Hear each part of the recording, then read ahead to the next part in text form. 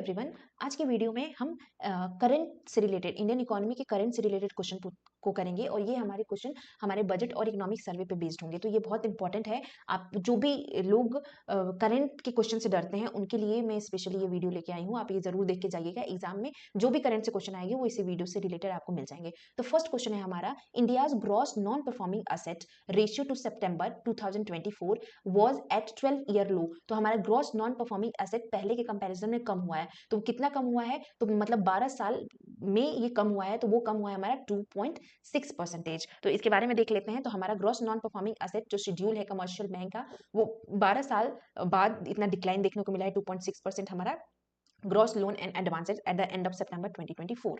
तो ये याद रखिएगा 2.6% का 12 साल बाद ये लो हुआ है। तो क्वेश्चन ये भी पूछ सकता है कि 2.6% जो नॉन परफॉर्मिंग एसेट हमारे कम हुए हैं शेड्यूल कमर्शियल बैंक के, वो कितने सालों बाद कम हुए हैं? तो 12 साल बाद।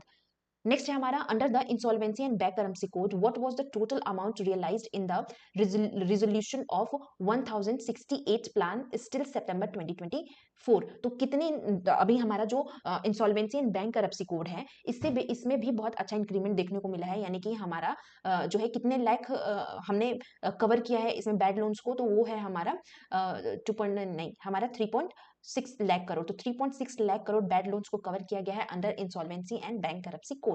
अब ये कोड कब आया था ये आप मुझे कमेंट सेक्शन में बताइएगा। तो ये बहुत इंपॉर्टेंट है और ये सब कुछ एक सर्वे से, हमारी इकोनॉमिक सर्वे से ही रिलेटेड क्वेश्चन है आपके। तो इंसॉल्वेंसी बैंकरप्सी कोड के लिए 3.6 लाख करोड़ जो है कवर किया गया है और इतने प्लान स्टिल हैं।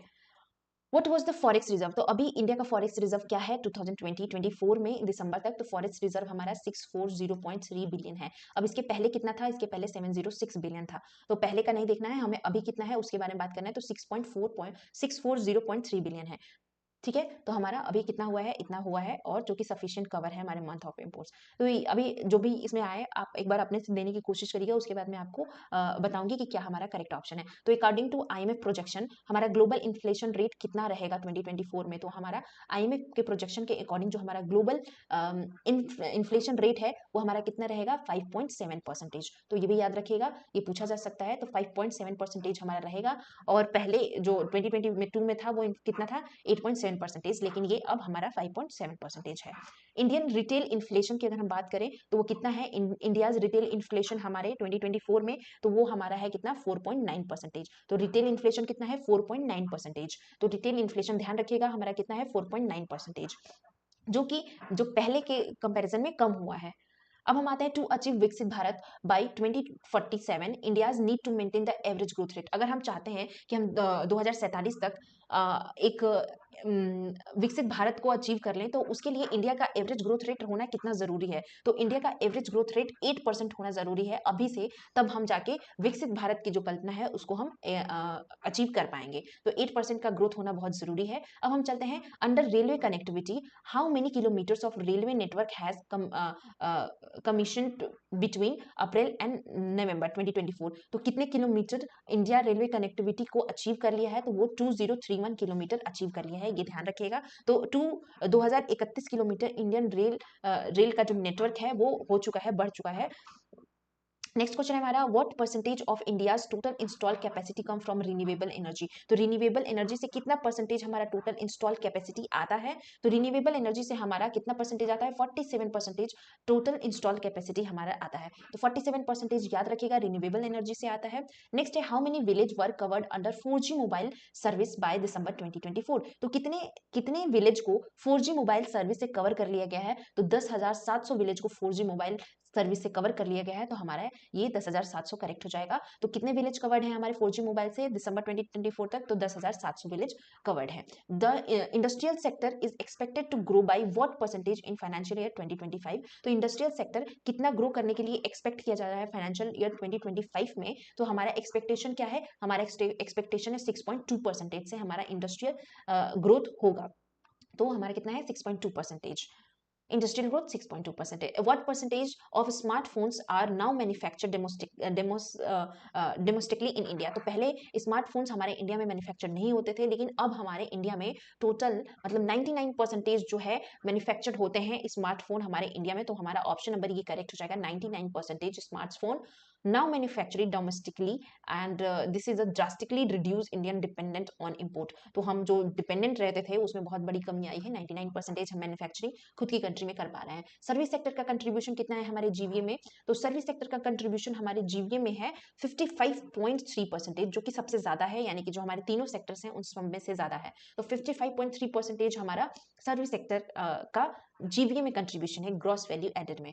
India share in global service export, तो इंडिया का ग्लोबल सर्विस एक्सपोर्ट में कितना शेयर है, तो इंडिया का ग्लोबल सर्विस एक्सपोर्ट में हमारा 4.3% का शेयर है। तो ये याद रखिएगा 4.3% का हमारा इंडिया का ग्लोबल सर्विस एक्सपोर्ट में शेयर है। तो 4.3% हमारा करेक्ट ऑप्शन हो जाएगा।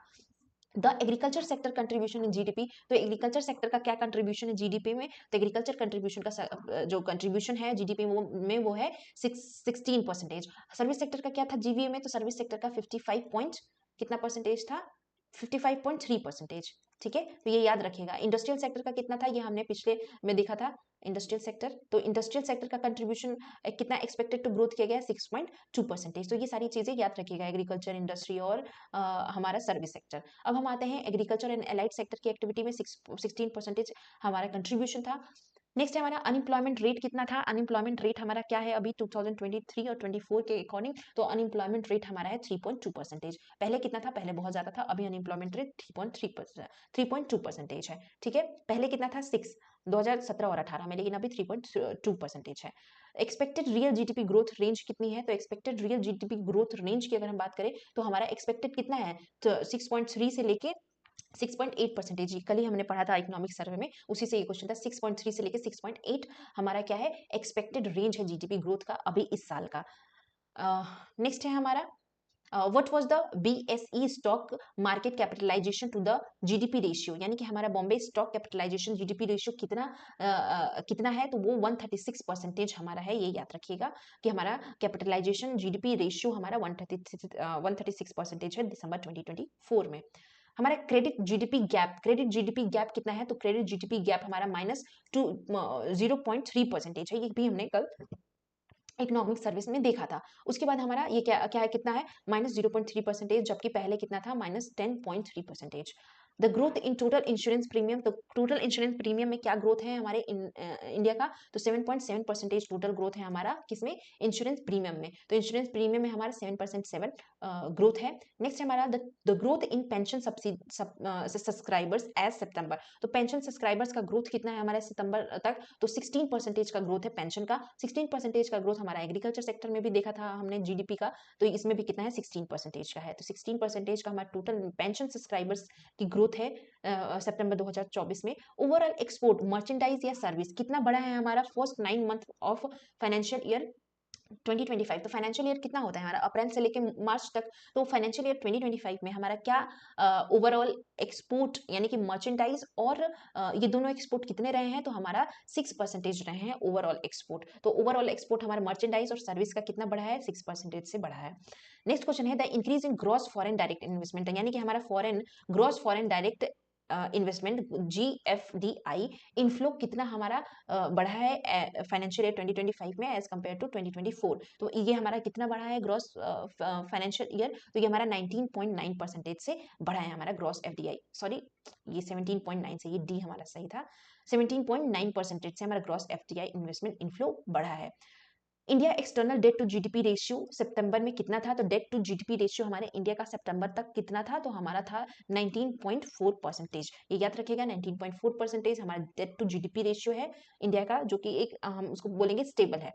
The increase in MSP of bajra over the weightage average cost of production was, तो हमारे बाजरा का कॉस्ट ऑफ प्रोडक्शन कितना वेटेज है हमारे इसमें, तो हमारा तो बाजरा का जो वेटेज है वो कितना है 77% एमएसपी में। तो एमएसपी जो बाजरा का है वो इंक्रीज हुआ है, पहले हमारा 55% के करीब था, अब वो 77% के करीब बढ़ गया है। The Guinea coefficient of rural area, तो रूरल एरिया का गिनी कोएफिशिएंट कितना है, तो रूरल एरिया का गिनी कोएफिशिएंट है 0.237। तो ये याद रखिएगा कि रूरल एरिया का गिनी कोएफिशिएंट कितना है 0.237। तो हमारा ऑप्शन नंबर ये करेक्ट हो जाएगा, 0.237 है हमारा गिनी कोएफिशिएंट, जो कि पहले के कंपैरिजन में जो पहले था वो 2.266 था, अब क्या है पहले के कंपैरिजन में डिक्लाइन हुआ है, 0.237 था। तो ये भी पूछा जा सकता है आपसे कि गिनी कोएफिशिएंट जो फाइनेंशियल ईयर 2023 था, अब क्या डिक्लाइन हुआ है, इंक्रीमेंट हुई है, डिक्रीमेंट हुई है या इक्वल है? तो ये याद रखिएगा कि क्या हुआ है, डिक्लाइन हुआ है। नेक्स्ट क्वेश्चन है हमारा, the additional carbon sink created between 2005 to 2024 forest survey in India. तो ये भी मैंने कल आपको बताया था इकोनॉमिक सर्वे में। तो ये एडिशनल जो कार्बन सिंक था, कार्बन सिंक का मतलब होता है कि कितना हम कार्बन को अडॉप्ट कर पा रहे हैं, हम फॉरेस्ट कितना लगा रहे हैं, हमारे पास कितना ज़्यादा रिवर है, पॉन्ड्स हैं, तो ये सब कुछ क्या करते हैं, हमारे कार्बन को एब्जॉर्ब करने का काम करते हैं। तो वो कार्बन सिंक हमारा कितना है, तो एडिशनल कार्बन सिंक हमें अगर बनाना, हमारे पास कार्बन सिंक 2005 से लेके 24 तक देखना है, तो 2005 से 24 तक हमारा कितना है, 2.29 बिलियन टन है हमारा कार्बन सिंक। नेक्स्ट है हमारा, तो हमारा 2.29 बिलियन टन है कार्बन सिंक, जो कि क्रिएट किया जाएगा, इतने बीच में क्रिएट किया गया है। The percentage of non fossil fuel sources in India's total installed electronic generation capacity as, तो total installed electronic generation capacity में इंडिया का क्या परसेंटेज है नॉन फॉसिल फ्यूल में? तो नॉन फॉसिल फ्यूल में इंडिया का परसेंटेज है 46.8%। तो ये याद रखिएगा, 46.8% इंडिया का परसेंटेज है, तो यानी कि 46.8% हमारी टोटल कैपेसिटी का नॉन फॉसिल फ्यूल में है। रिन्यूएबल एनर्जी का अभी मैंने बताया था, याद करने की कोशिश करिए कितना है। The government health expenditure increase from 29% to, तो गवर्नमेंट हेल्थ एंड एक्सपेंडिचर हमारी 29 से इंक्रीज होकर कितना हो गई है, तो हमारी 29 से इंक्रीज होकर 48% हो गई है। तो ये भी बहुत अच्छा इंक्रीमेंट है हमारे गवर्नमेंट हेल्थ सेक्टर एक्सपेंडिचर का, बहुत ज्यादा इंक्रीमेंट हुआ है पहले के कंपैरिजन में, तो अब 29 से लेके 48 हो गई है। अब हमारा percentage of India population in the age group 10 to 24, तो हमारे इंडिया पॉपुलेशन का परसेंटेज क्या है 10 टू 24 ईयर्स के एज में, तो वो है 26%। हमारी पूरी पॉपुलेशन में 10 से 24 साल तक के जो बच्चे हैं उनका कितना है, 26% का कंट्रीब्यूशन है। कंपाउंड एनुअल ग्रोथ रेट, हमारा फिशरीज सेक्टर में कंपाउंड एनुअल ग्रोथ रेट कितना है, तो हमारा फिशरीज सेक्टर में कंपाउंड एनुअल ग्रोथ रेट है 8.7%। ये याद रखिएगा, 8.7% हमारा कंपाउंड एनुअल ग्रोथ है फिशरीज सेक्टर में पहला। और लाइफ स्टॉक में कितना है, 8%। ये हमारा कंपाउंड एनुअल ग्रोथ था और पहले ये था, तो 8.7 याद रखिएगा। सोशल सर्विस एक्सपेंडिचर में हमारा गवर्नमेंट का क्या ग्रोथ है, तो सोशल सर्विस एक्सपेंडिचर में 15% का ग्रोथ है, ये भी हमने देखा था आपने उसमें। नेक्स्ट क्वेश्चन है हमारा, the domestic production of electronic goods has grown at CAGR from financial year 15 to 24, तो हमारा डोमेस्टिक प्रोडक्शन इलेक्ट्रॉनिक गुड्स ये कितना ग्रो किया है, तो ये हमारा ग्रो किया 17.5%। तो ये याद रखिएगा, 17.5% हमारा domestic production of electronic goods में इंक्रीमेंट देखने को मिला है। The Indian automobile domestic sale growth, तो Indian automobile domestic sale growth है जो 12.5% हुई है। तो हमारा फाइनेंशियल ईयर 2024 में इंडियन ऑटोमोबाइल डोमेस्टिक सेल्स कितनी ग्रो हुई है, 12.5%। Information and computer related service का ग्रोथ कितना हुआ है, तो ये हुआ है 12.8%। तो 12.8% हमारा information and computer related services में ग्रोथ हुआ है। अगर हम इसको देखें, ये क्या थी, ऑटोमोबाइल, इसमें 12.5 थी, ये याद रखिएगा, इसमें 12.8 है, तो ऑटोमोबाइल में 12.5 और कंप्यूटर रिलेटेड इंफॉर्मेशन में 12.8। टूरिज्म सेक्टर का कंट्रीब्यूशन जीडीपी में कितना है, तो टूरिज्म सेक्टर का जीडीपी में कंट्रीब्यूशन है 5% का, तो ये भी इंपॉर्टेंट है हमारा, तो 5% का टूरिज्म सेक्टर का कंट्रीब्यूशन है हमारे जीडीपी में। The increase in MSP of arhar over weightage average cost, तो अरहर का हमारा कितना इंक्रीज हुआ है, तो 59% हुआ है इंक्रीज, किसमें, एमएसपी में, वो भी अरहर का, तो ये भी इंपॉर्टेंट है हमारे लिए। 59% वेटेज है, पहले के कंपैरिजन में इसका ज्यादा हुआ है अरहर का। Indian railway passes the traffic growth, Indian railway ने 8% का जो पैसेंजर ट्रैफिक ग्रोथ है उसको वो किया है फाइनेंशियल ईयर 2024 में, तो 8% का ग्रोथ उसने देखा है, मतलब रिकॉर्ड किया है।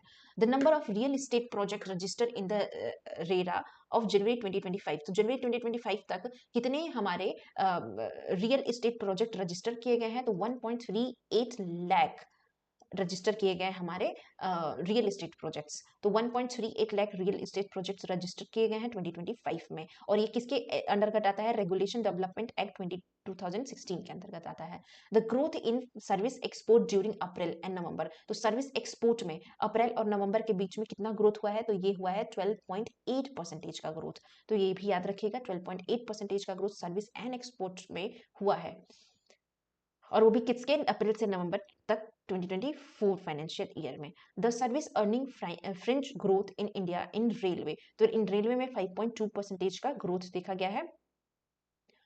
नेक्स्ट है हमारा the average container turnaround time in major port, तो कितना टाइम जो है मेजर पोर्ट में पहले के कंपैरिजन में अब हो गया है, तो 30.4 आवर्स। तो ये हमारा पहले के कंपैरिजन में ये टाइम ड्यूरेशन हो गया है, यानी कि ऑपरेशनल एफिशिएंसी इंप्रूव हुई है हमारी पहले से, अब हो गया है कितना 30.4 आवर्स।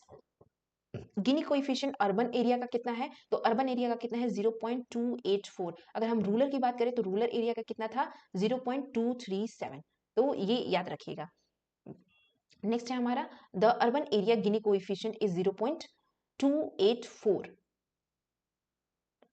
और ये भी पहले के कंपैरिजन में क्या हुआ है, कम हुआ है, तो गिनी कोएफिशिएंट जितना कम होता है उतना अच्छा होता है।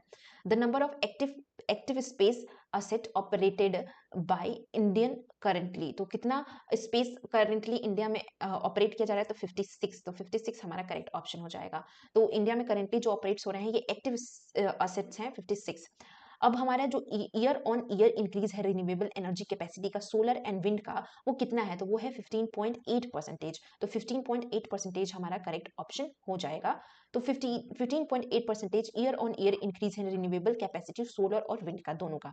The share of out of pocket expenditure in total health expenditure, यानी कि हमारे पैकेट से कितना है जो हेल्थ एक्सपेंडिचर पे हमारा हम करते हैं वो कितना डिक्लाइन हुआ है, तो वो 39.4% डिक्लाइन हुआ है। क्यों डिक्लाइन हुआ है, क्योंकि अब ज़्यादा से ज़्यादा हमारे आयुष्मान कार्ड इशू हुए हैं, जिससे हम उसी के थ्रू बहुत सारे लोग अपना हेल्थ से रिलेटेड चीज़ें करवाते हैं। तो ये कितना कम हुआ है 62 पॉइंट ये 39.4 हुआ है, पहले पहले कितना था 62.6%। The number of families that gained access in pipe drinking water in Jal Jeevan mission, तो जल जीवन मिशन में 12 करोड़ लोगों को क्या मिला है, टैप वाटर मिला है। और ये और अब अभी कितना बजट में कितना और कितने स्टेट, हाँ पूरे 8 स्टेट हैं जिन्होंने ये टैप वाटर को अचीव कर लिया, यानी कि फुल्ली यहाँ पे टैप वाटर है, 8 स्टेट हैं। ये भी सर्वे इकोनॉमिक सर्वे से ही है क्वेश्चन।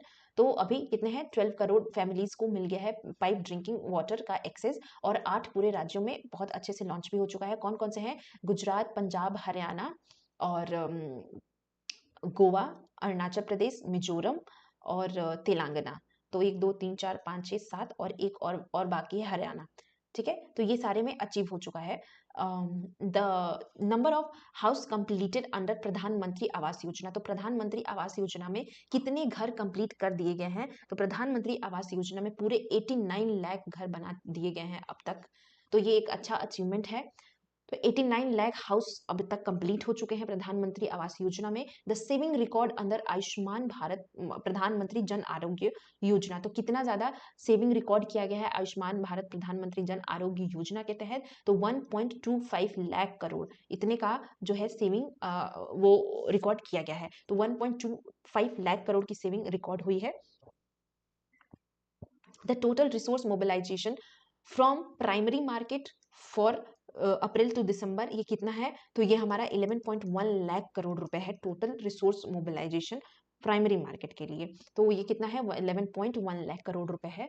अब हम आते हैं आज के लास्ट क्वेश्चन पे कि the number of village declare open defecation plus under model which category, तो कितने लाख विलेज को ओपन डेफिकेशन से हम कैटेगरी में मतलब डिक्लेयर कर दिया गया है कि अब यहाँ पे ओपन डेफिकेशन नहीं होता है, तो कितने हो गया है हमारा 1.9 लाख, तो 1.92 लाख जो विलेज हैं उसको ओपन डेफिकेशन फ्री घोषित कर दिया गया है स्वच्छ भारत मिशन के तहत, तो 1.92 लाख याद रखिएगा। तो इतना हमने देखा, इकोनॉमिक सर्वे हमने देखा, उससे रिलेटेड क्वेश्चंस भी देखा हमने, तो आई होप आप लोगों को बहुत हेल्प हो और इसी से आपके एग्जाम में क्वेश्चंस आए और आप आराम से कर सके। तो thank you so much and stay tune. अगर वीडियो अच्छी लगे तो लाइक करिएगा, अपने दोस्तों के साथ ज़्यादा से ज़्यादा शेयर करिएगा ताकि उनको भी हेल्पफुल हो सके।